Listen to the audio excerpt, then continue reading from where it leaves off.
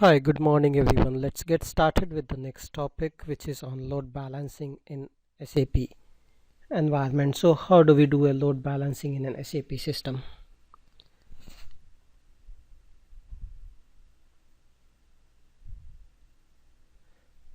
Okay, so here you can see that we are doing a load balancing between multiple application servers, and this is a way using which we can scale the SAP environment.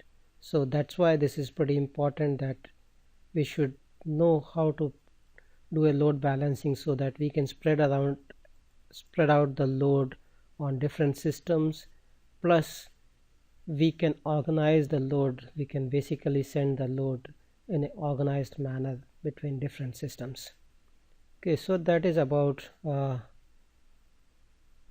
load balancing. Okay, in this screen here you can see that when a user is coming from a browser, okay, it is going to the load balancer, and load balancer in turn is distributing the load between different systems. Okay, so what we are seeing here is a server-side load balancing. So server-side load balancing, basically load balancer is connected in front, act as a central entry point in SAP system. Okay, so basically it is doing a distribution of load over here. Then we have a client based load balancing as well. Okay, the way client based load balancing works is users coming to a browser and it will do a redirect. Okay, that is about the client based load balancing. And next we'll see about the load balancing using a message server. Okay, SAP's message server. So here you can see this message server is doing a load balancing. What happens is that when the browser sends a request to the message server returns the address of the appropriate application server to the browser. Basically it is doing a redirect, and from there on the browser now sends a request directly to this application server. So the user remains connected to this application server for rest of the duration of the session. So this is how the load balancing is done using a message server in SAP.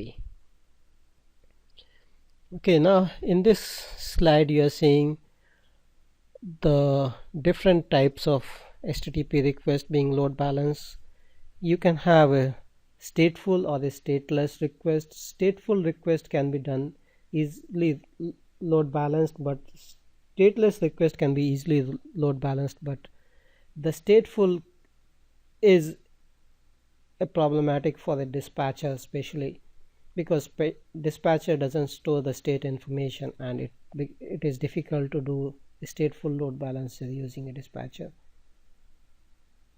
Okay, so then let's go into the next slide, which is talking about the load balancing in Java environment. Okay, this is showing how the load balancing is happening in a Java environment. Okay, now if we need to do a load balancing between multiple Java servers, we can use a web dispatcher which can do load balancing with a Java based scenario or an ABAP based scenario. Okay, that's what I wanted to cover in this particular topic. Thanks for joining and have a nice day. Bye bye.